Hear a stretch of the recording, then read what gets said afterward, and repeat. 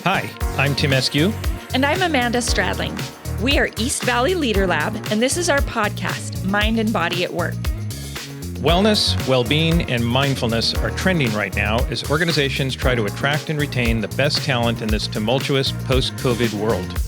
At the Leader Lab, we agree these are important concepts and overdue for being fully utilized in the workplace. We also believe that these concepts only work when you treat the mind and body as a whole. We are excited to be part of a societal shift in attention toward the whole person. We invite you to join us as we begin to look broadly and deeply at wellness, well-being, and mindfulness in the workplace. Hi, I'm Amanda Stradling, and this is Tim Eskew. We are East Valley Leader Lab, and this is our podcast, Mind and Body at Work. Thank you so much for tuning in. If you find our content resonates with you, please like, share, subscribe, and follow us wherever you get your podcasts. Today we have a wonderful guest that I'm really excited about. Shari is my good friend, Shari Reichman. Shari has a wonderful background in wellness and well-being. She's got a lot of wisdom and insight to share with us. Shari has been a massage therapist. She's been a business owner. She's been a Tai Chi instructor, and she has all kinds of wonderful embodiment experience. Currently, she works at East Valley Naturopathic Doctors, and she does a really cool service called Neurofeedback. She's going to tell us a little bit about that today, but thank you so much for being here. Thanks. My pleasure to be here. Yeah, I'm excited to share with you guys. Yeah, we're looking forward to it. So I'm going to kick things off and just let you tell us your story about how did this come about? How did you get into neurofeedback, and how does it align with, what you want to be doing, what you care about? Right. Neurofeedback is a form of brainwave training. It starts with what's called a QEEG, which is a brain map of your current brainwave states. So we take that measure and then we find imbalances. If there are imbalances in some of the brain waves and they correlate with certain challenges or symptoms you may be having, like let's say insomnia or attention issues, mood dysregulation, anxiety, depression, things like that, then we can see, okay, well, if there's excess beta in the frontal lobe, that might explain why you're experiencing some of these things. And then what we can do is train that excess beta to calm down and bring itself into a nice balanced state of functionality. Great. Yeah. And what got you into that field of neurofeedback? Right. It kind of found me. I was working as a massage therapist, but a chiropractic assistant as well, in a clinic where we did biofeedback services, and neurofeedback is a form of biofeedback. And the doctor there wanted to include neurofeedback to her practice. And as her assistant brought me along on that journey, I became fascinated. And part of my training involved myself going through neurofeedback for myself. And it changed my life. Really? It really did. So, of course, I just continued expanding my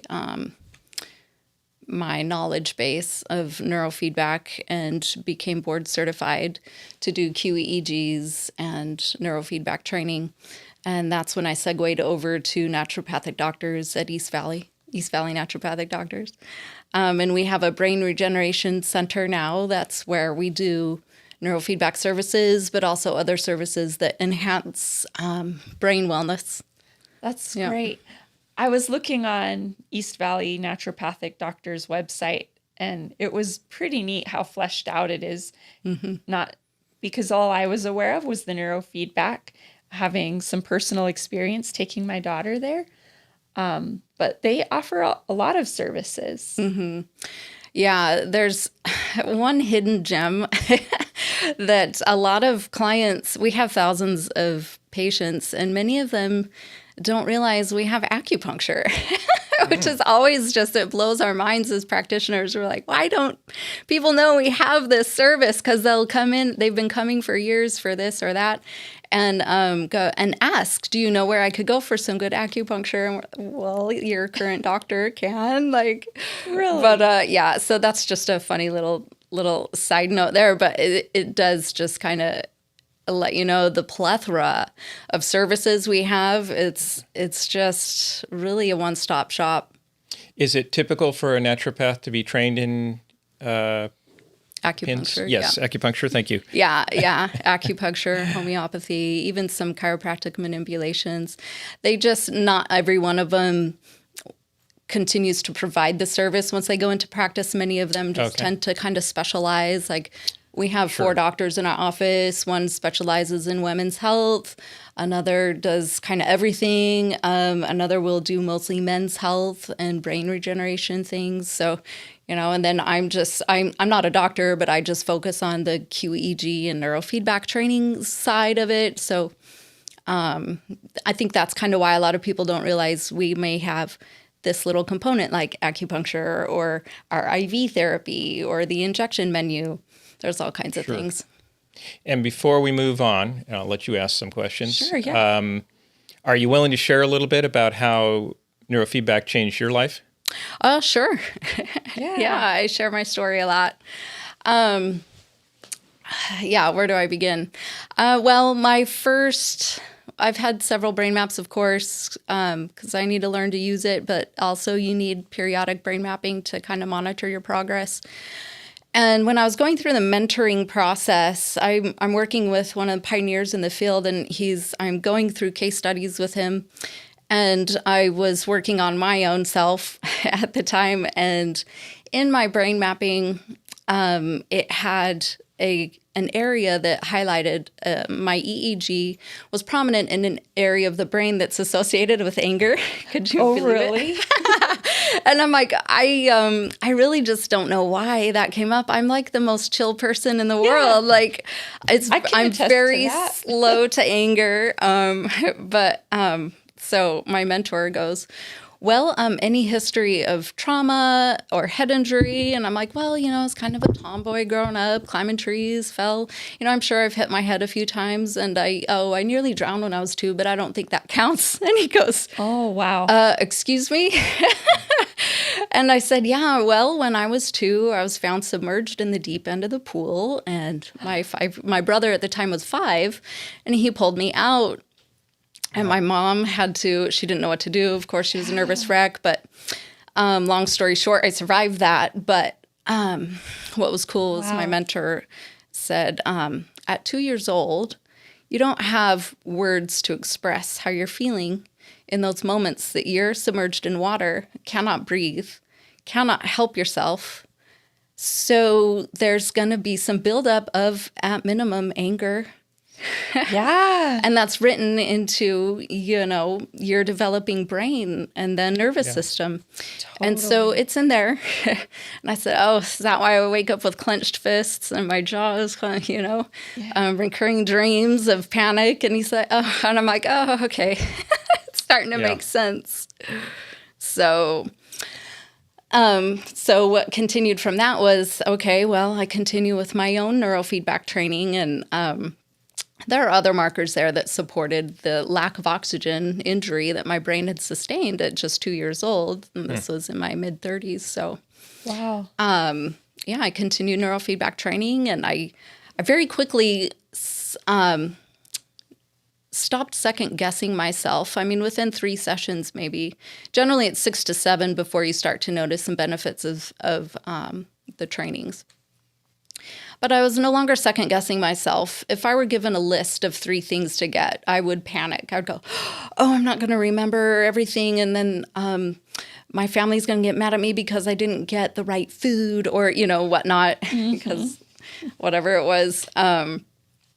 I stopped second-guessing myself, and I was very comfortable in just going through the day-to-day paces of, I do have it in my memory, and that was part of the lowered panic state feeling, or that quickness to panic, or the elevated heart rate, whereas I didn't manifest it as an angry person that would, bang on the dash or this and that. But my nervous system state was calmed down enough that I was able to function better. It's not that I wasn't able to function. The functionality wasn't broken, but it was being overridden by the stress. Yep. and the tension, that my nervous system was imbalanced and turning to whenever I felt overwhelmed or I was putting too much on my plate, I would really kind of lock up and I'd feel it in my body. My muscles would tense. The anger was turned in Yes. rather than Yes. raging outward. Yeah. Yeah. I can relate to what a difference that makes when you relieve that. I used to call it background anxiety, you know, and I'm not going to go into my whole story here, but used a different method, but I had it, you know, throughout most of my professional career, especially relating to, you know, getting in front of the clients and did the kinds of things that Amanda and I are teaching now at the Leader Lab, practice some of those things on myself, and it went away. You know, I no longer have that anxiety, and it makes a big difference in your life. I mean, Yeah. life is so much more enjoyable without anxiety. Right. Absolutely. Neurofeedback helps with that, but also what you're doing with the Tai Chi is paramount. I'm always suggesting to clients that they need to engage, in addition to while they're neurofeedback training, they need to start doing some sort of breath work or body work and engaging and learning and finding a feeling how the breath affects your heart rate and your emotional state and your physical state too, right? The muscles. Oh, absolutely. And your neck and shoulders and jaw tend to clench up. And then if you pay attention, you're breathing very shallowly, or maybe you're even holding your breath. So if you can work through some breath work, that anxiety will dissipate. The neurofeedback training will help calm it so it doesn't rise up and overtake you. This is part of why I was so excited to have you on, because you have so many arrows in your quiver, you know, to approach this, because you do know your Tai Chi and you do know the body through massage therapy and you know how the body holds tension. And then you have all of this wonderful expertise and knowledge around neurofeedback and biofeedback. So yeah, it's so cool that you can approach it from so many angles and really get at some of those deeper issues that hold us back from our full wellness potential. Right. Exactly. So with all of your perspective, how would you define well-being? Yeah. Well-being is more of a state of mind to me. It's a state of mind that comes from being balanced and putting into practices that make you balanced.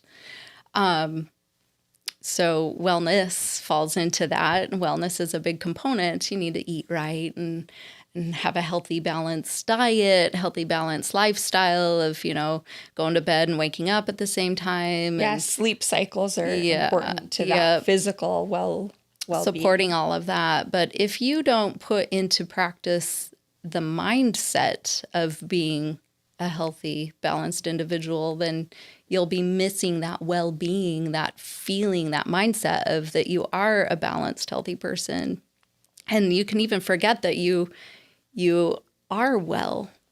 Many people are they think they're worse off than they really are. And that's because they aren't in a state of well-being, is what I'm finding. What role do you think brain health plays in well-being? You know, what you're working on with neurofeedback. Right. Well, a lot. I mean, the brain is the master driver of this vessel that we're going through life in. But it's also, you know, dependent on other areas of the body. It's becoming more widely known that the brain is dependent on feedback from our heart and our lungs, the major organ systems of the body. Yeah. It isn't controlling them so much as working with them. So brain health is very, very important, just as important as, you know, the 5 organ set, the heart, the lungs, the kidney, the stomach, the liver. So, you know, all of that is important to support, you know, through healthy diet. Absolutely. So cool. Yeah. So I have a question really quickly that we didn't put on the list, but what are some things that you see that are pulling your your clients out of this balanced state? Like what's popping up? You work with a lot of kids. What are some things that might be stressors or things? Distractions from themselves. Overly and others. distracted lifestyle. Yeah, I mean, all the electronics, the phones, kids are handed a phone and when they're a baby, and babies learn how to scroll. It's really amazing. And then they're sucked in and they become oblivious to what's around them. That's a huge distractor, and it disconnects them from themselves, and it disconnects them from human interaction, which is so important for the developing mind. So distractions with electronics and things, which are great, right? They're great inventions. We all use them. Yes. But it's detrimental to a developing mind when they're distracted by that and not taught how to disconnect from that and reconnect with themselves or other human beings face to face, eye to eye, coming into even touch, play a sport, dance, learn music, connect. So is it generally addressing the effects of environmental factors versus some sort of, brain development issue or chemical imbalance or something like that? So come again. What's your question? Neurofeedback, is it generally addressing the effects of environmental factors, like you use the example of the electronics and things, as opposed to, do you see patients that have, been diagnosed with any sort of chemical imbalance or anything like that? Oh, yeah. All kinds of people come with diagnoses from anxiety, depression, ADD, ADHD, autism, Asperger's. There's all kinds of diagnosis where, their brain, for whatever reason, either in utero or they suffered an injury, and that functionality is not perfect. Let's say neurofeedback certainly can help with that.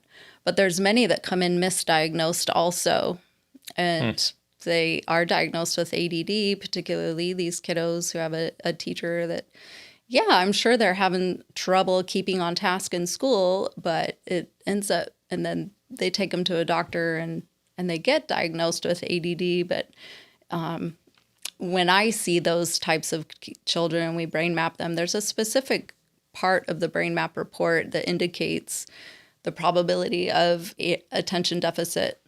And many of them don't have that measure come up. And so then it begs the question, well, then what is causing them to present that way? Many times it's toxicities in the environment that are affecting their brain function. So it could be mold exposure in the home. It could be a food allergy that's causing inflammation. They don't know they're allergic to this food and their body's responding to it, and it's creating either an emotional or an attentional result that's not manageable. And so it presents as ADD or something else, but in reality it isn't. And so neurofeedback helps retrain that brain to stop being so overactive or underactive in certain areas while removing that toxic component, and then they're able to return to homeostasis or balance. Wow. It's a really broad range of things that you're seeing and you're able to help. Yeah. And you gave us your example of relieving your anxiety. What are some other positive outcomes that you've seen in people coming in with different issues? Right. Well, sleep is number one. Okay. Sleep quality, ability to fall asleep and stay asleep, wake up refreshed. That is like the number one side effect, if you will, of neurofeedback. Whether you're looking for relief from sleep or improved sleep quality or not, you usually get it. Usually. I mean, nothing's 100%, but that's the number one thing that comes around as people start reporting. They're like, well, I'm still having trouble with my anxiety or depression or this or that, but I'm really sleeping better. I'm really sleeping well. I'm able to fall asleep. If I wake up, I'm able to fall back asleep. So that's number one. Hand-eye coordination gets sharpened. It's really amazing. Handwriting, which nobody does anymore, but handwriting improves. Sports is where it comes out in, executing different moves, whether it's shooting a basketball, hitting a baseball, catching, throwing, martial arts, the movement, balance, all these things improve as well.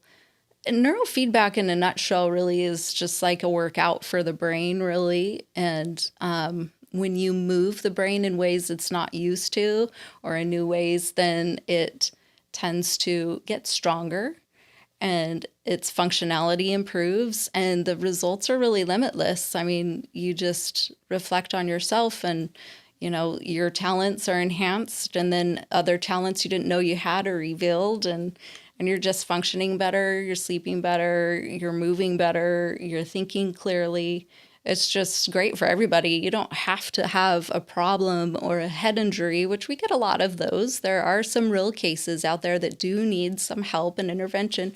But I mean, those that are already really sharp and on it and care about their well-being get benefit from neurofeedback training as well. And they feel that they're already, excellent presentation or performance level is elevated through that training.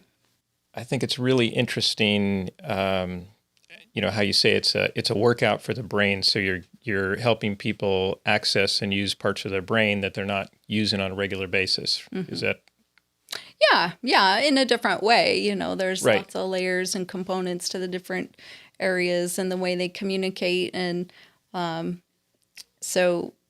you're if you've ever done neurofeedback training and you listen to how I talk about it, it's so different, the actual act of being engaged in a session, because let me explain how a session goes. Yeah, please. So we employ feedback. There's a feedback mechanism to the brain, and we do that through sight and sound. So you sit in a comfortable chair and you watch a television screen and you wear headphones, despite the fact of I don't want you behind a screen watching TV so much, but for 30 minutes you'll sit and watch the screen, and the brightness of the screen will change, and so will the volume based off of your brainwave activity. So we do that through sensors that are applied to the scalp in a certain area depicted by the brain mapping. So average number of sessions for lasting results, because you will get lasting results, you don't need to train forever, are 20 to 40. Yeah. She did, I think, like 30-ish. Maybe she did close to 40, but yeah, we did the 20, and then I think we did just some extras after the 20, like maybe up to 30. Yeah. So that's great. And this is over a course of a few months. Yeah. Maybe we took a little break and then we revisited a little bit. But generally it's 2 to 3 sessions a week. You sit in a chair. I put some sensors on your scalp and you watch a show. Those sensors are measuring your brain waves as you watch and listen to a program. When those brain waves are meeting a threshold for ideal function, then you get a reward. And that's the ability to see and hear what you're trying to see and hear. And when those brain waves fall short of that range for ideal function, then the reward is removed. And so that's the screen getting dim, harder to see, and the volume also lowering, getting a little more difficult to hear. So to the individual sitting in the chair, this seems very random, and it's happening a lot. Sometimes it's really bright, sometimes it's dim, sometimes it's flickering back and forth a lot. Okay. Sometimes it's just different every time. But by about the 6th session, usually the screen isn't fluctuating so much. It's actually maintaining the brightness longer than not. And that's indicating the brain is meeting those thresholds without much effort. Yeah. Yeah, less adjustment, right? Mm-hmm. Yeah. So, but at that time too, the computer program is designed to increase the challenge level a little bit. So like after that 7th session, let's say you'll come in and you'll do a session. It'll be like the first one where it was dark a lot and maybe very flashy. But that's just that little kick it up a notch. It's just like changing from, you're increasing your weights just a little bit so raising that you're the bar. Continually worked growing and getting something out of it. Yeah. Yeah. Yeah. Cool. So I was thinking of something, but I lost it. And I know what it was. Yeah, go ahead. It was just the observation that you probably don't have a really hard time when getting the kids to do this exercise, right? Yeah, just watch a show. Right. Yeah. 9 times out of 10, it's pretty easy. They're like, wait, what? I get to watch a show? Yeah. And whatever I want. And I'm like, yeah, it should be something that you like. It's not about the content. It's about the concepts behind what you're watching. So, it should be enjoyable to them. So many parents are like, well, I don't want them watching cartoons. And I'm like, this is just their time. Let them enjoy it. If they don't like the content, they're going to check out and you're going to be wasting your time and money. Yeah. Not 100%, but yeah, that's a good point. You need to be into what you're watching. And second, and what else is important is it shouldn't be overly emotionally stimulating is the other. Oh, okay. You don't want to be watching a tearjerker or a horror flick. Got it. And raising those anxieties or fears or while you're receiving the feedback. It should be enjoyable and of positive content is all that I require. Makes sense. Yeah. All right. So I want to just talk about the naturopathic office where you work, not the office necessarily, but just kind of the difference between this really holistic naturopathic approach versus maybe a more traditional medicine approach to well-being. Right. So naturopathic medicine is about finding the root of the problem. Whereas conventional medicine, they're treating symptoms usually. You come into the doctor, ow, my toe hurts. Oh, okay, well, you smashed it. Here's some ice or whatever. It works very well for those symptoms. Or I got a tummy ache. Oh, okay, here's some whatever. Maybe they'll call for labs if it's a little deeper of an issue, and they can find the root of the problem that way. But generally, conventional medicine, they're treating a symptom. You have a headache. My son had to go to a neurologist once. Because he was having migraines and they were terrible migraines. At 9 years old, he would vomit. He would just get really, really sick and would have to just be in a closed room. And so what he had was, when he was a baby, he had surgery on his neck and they told him not to do any contact sports. Oh, this is my son who became a karate black belt in karate at 9 years old, and he played football too. So anyway, so I don't really listen to the conventional medicine side so much, but no, he healed amazingly. But anyway, they said no contact sports, and so when he was having the migraines, I really started to worry. I'm like, crap, did I let him re-injure himself in a way that was not? I just really as a parent terrible. So anyway. We took him to a neurologist and she said, oh, just give him Advil. He'll outgrow it.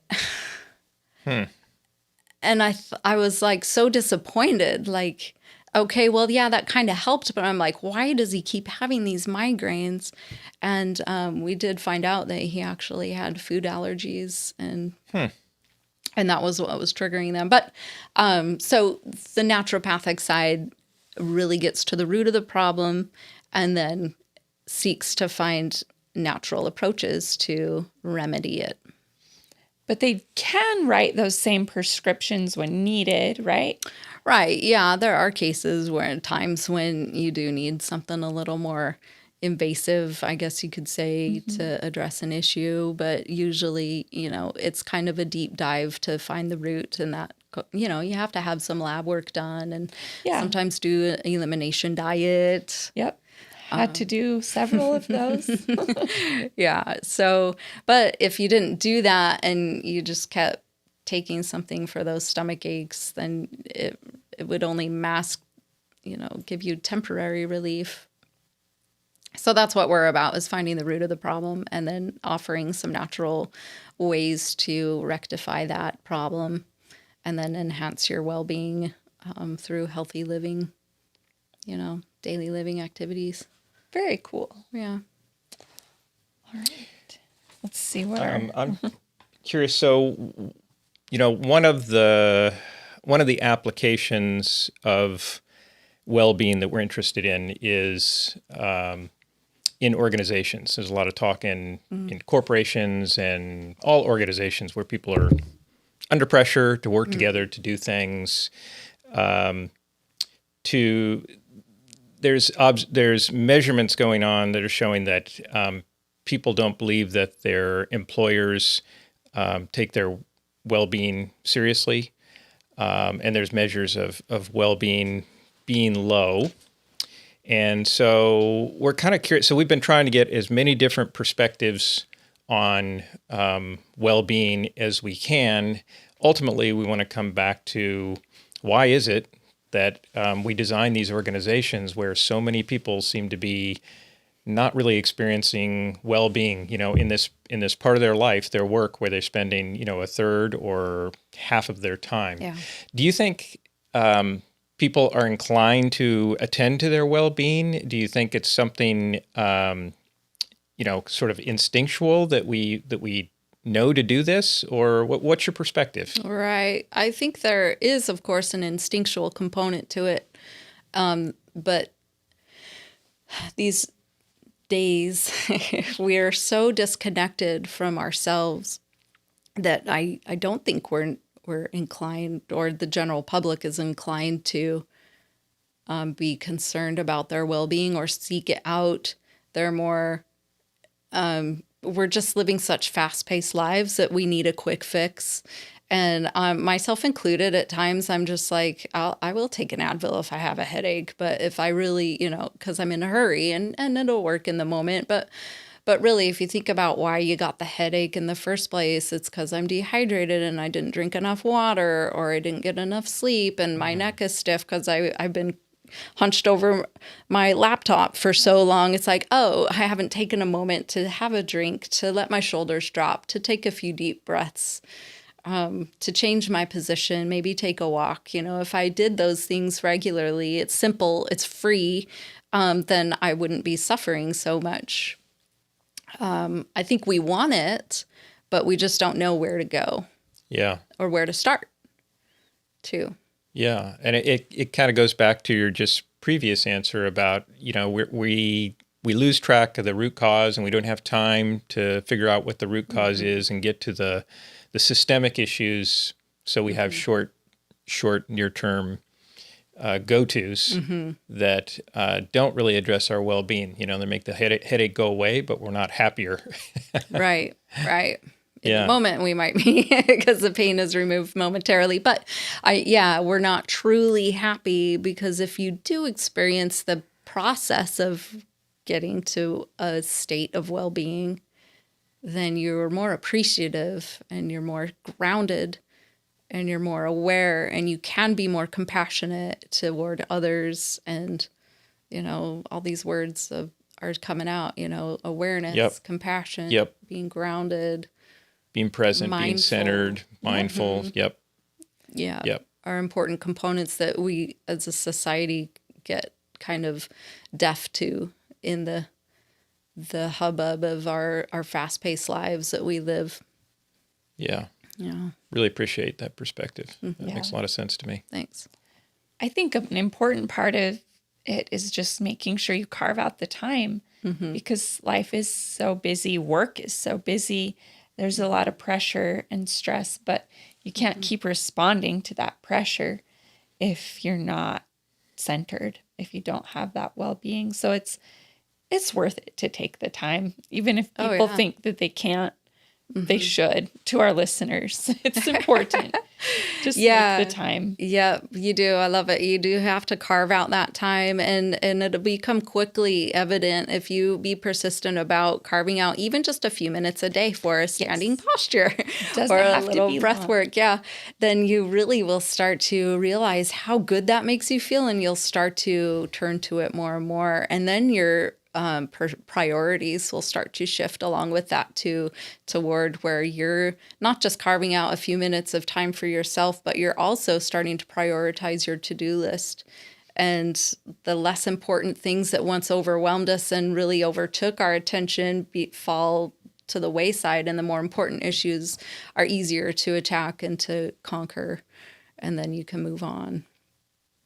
So working in a naturopathic office, everybody just must be chill all the time, right? Because you guys know Yeah. that it's about the root cause. How does that play out? Yeah, we're not all perfect, but we do practice what we preach in our office. Everybody's really pretty well balanced and healthy, and we all have room for improvement. But I love our office in that we really encourage everybody to experience all we have to offer for themselves.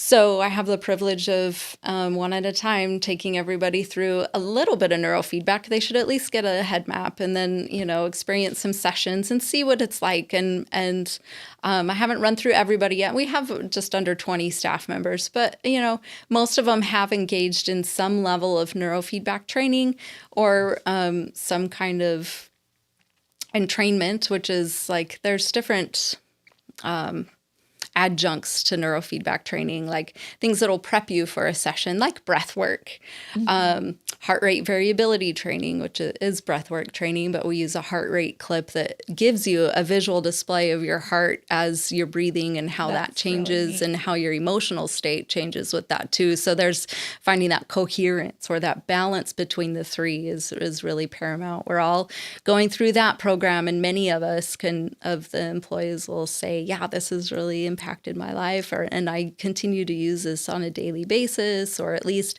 I find myself, going through these paces. But yeah, so anyway, we do have everybody go through many of the different things we have to offer to experience it, not just for our own benefit, but so then we can also teach and share our experiences with others, kind of like we are here today.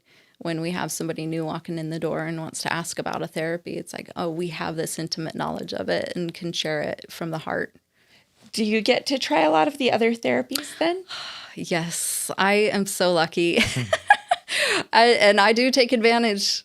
That's Let me awesome. tell you, acupuncture, I'm a huge fan of. And any of all the doctors are great. I just grab whoever's available, or I just jump on their books. But so acupuncture, we have infrared saunas. I do that at least twice a week. Oh, cool. It's amazing. We have detox foot baths, hyperbaric chamber, IV therapies, various ones, and just injections. And then I had, being a massage therapist for 20 plus years, my thumb was just burnt out. It was giving me pain. So I had prolotherapy in my thumb, and it fixed it. I'm like, I had vertigo. I would get vertigo on a regular basis. And one day I was really having a bad time. I just felt like I was going to fall out of my chair. I was so dizzy. And I told the doctor there, I was like, forgive me, I'm just really having a hard time with this vertigo. And he's like, well, I have a minute, come in my office. And he's all, you want to do this? And I'm like, sure. And he gave me an injection in the back of my neck, and it just fixed it 90% immediately. And then I didn't have another vertigo episode for over a year. Wow. Where I was having them several times a week. It was really profound. Yeah. I've had those. It's very not fun. Fortunate. I'm super fortunate. That's so cool. With where I work, yeah. So everyone's awesome. super generous with their expertise there. Nice benefit of the job. Totally.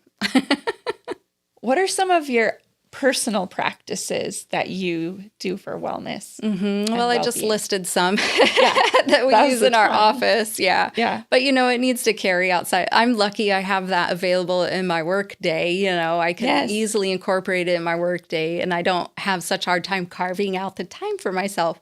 But at home, it's evident you still need to do it, carving out that time. So practices I do are, I had mentioned the standing postures, the 5 organ set, and Tai Chi. I just love those. Those are a really good centering set. Hit the tree, split the sky is a good grounding one for me. I'll just run through that at home so I can be on point. I just feel like I'm more zoned in on giving my kids attention instead of my mind being off on other things when they're trying to tell me about their day, which I'm guilty of. But if I take a few moments, so breath work, Tai Chi, I do my own neurofeedback training at home. Good.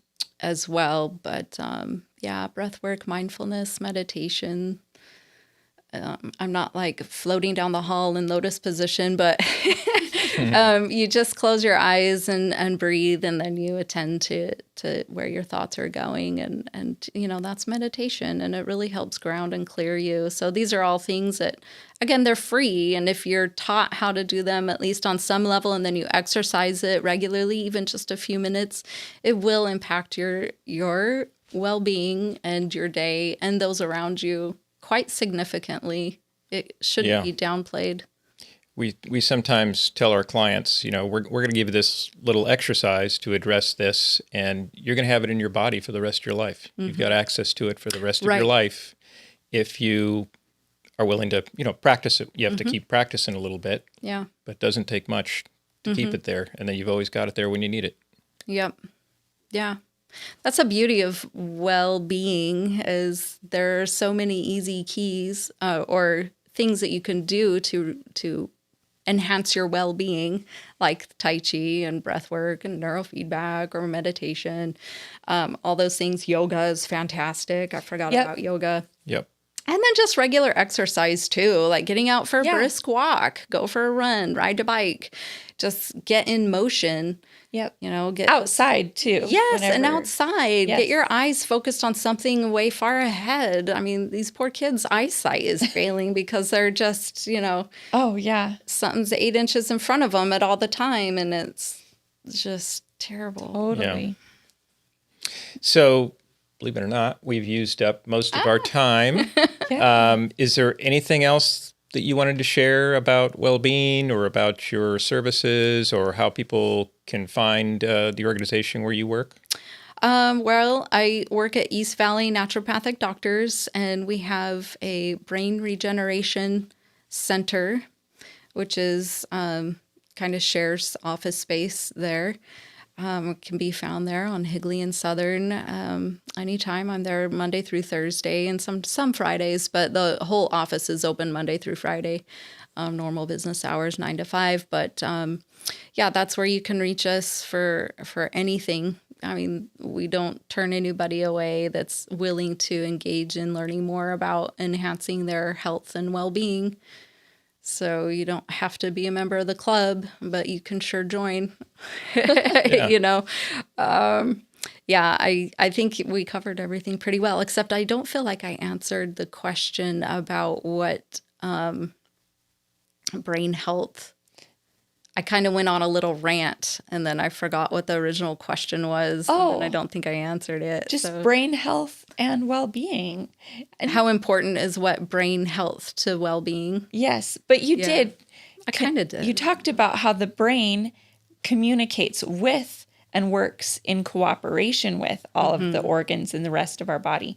It's not strictly only the command center giving signals, right? But it's receiving so much as well. Yeah. So whole body. Yeah. Okay. Yeah. Health. Yeah. I'm glad I touched on that. That was your good. But what else do you want to add to that? Oh, I don't know. I just hope I answered the question. I felt like in my mind, I was like, I kind of went on a rant there, and I don't think I answered the question, but maybe I did, because that is a major component, is awareness of that. But brain health is really important. And I think to achieve brain health isn't just through diet. I had mentioned that too, but movement. I feel like maybe we need to touch diet, a little movement, bit on movement, sleep, some more. Hydration, movement. Yeah, movement, sleep, hydration. Oh, I could go forever on sleep too, but we've already gone way over. But yeah. Cool. Sleep is huge for memory. And just also having a kind of a whole body, whole person approach to brain health, that your brain is connected to all the rest of you. And if you want a healthy brain, you got to kind of help your gut and every other part. Right. Like if you have an organ removed, some of us do, that brain is still sending signals to that organ, and it's not there. And the part of the brain, this is interesting, that sends those signals to each of the organs, if it doesn't get feedback from that organ, it'll eventually stop sending signals to it. and then that organ will just continue to deteriorate if it's still existent. Oh, interesting. So there is a very important balance there between the brain and your organ health, and that if you're not moving that body, getting the heart rate up, increasing your cardio, increasing your muscle, you're not giving that liver optimal function with movement and hydration, and the endocrine system too, the lymphatics, if you don't move, those get stagnant. And then that connection of communication from between it and the brain will start to slow down, and then your just health overall starts to fail. Yep. So it is super important to move, get that heart rate going, get the systems flowing, and hydrate so that they have something to flow with. And then that brain can like get these parts moving with it. One of the references we really like to learn about those interactions, with the nervous system and the organs and the brain and how it ties into embodiment, which is what we teach, is Amanda Blake's Your Body is Your Brain. And I'm mainly just reminding the listeners because we like to bring it up once in a while. It's really interesting research-based work on how it, how it all ties together. There's a lot more discovery coming out about your mindset. If you've never read the book, You Are the Placebo, it is amazing. It's all about belief system and how your beliefs can deteriorate your health or improve your health. Drastically. Wow. I mean, more so than a medication. There are different studies that support that. Your mindset and your belief. Do you remember the author of You Are the Placebo? Joe Dispenza. We'll try to put both of those books in the show notes when we're posting this. Yeah, it's really great. It's got all kinds of studies in it and brain scans too to prove before and after people that have been given a sugar pill thinking they were given another medication and how their brain functionality changed with the simple belief that they were getting something that was going to make them better. Right. That kind of ties back into what you said earlier on, that well-being is a mindset. Mm-hmm. Yeah. Yeah. You have to believe. I know it sounds like a cat poster, but cat poster. With cat posters. This has been great, Shari. It's really nice to meet you. You did a great job with all of our questions. Good. It was really very interesting. I enjoyed it. Yeah, thank you. Yeah. And so we'll say to our listeners, this has been Mind and Body at Work with Tim and Amanda. We are the East Valley Leader Lab, and you can learn more about our embodied leadership curriculum at evleaderlab.com. And like we said at the top, like Amanda said, if you are finding that what you're hearing in these podcasts resonates with what you care about, we hope you will like, share, and subscribe to our YouTube page or wherever it is that you get your podcasts. And with that, we'll say be well and keep moving.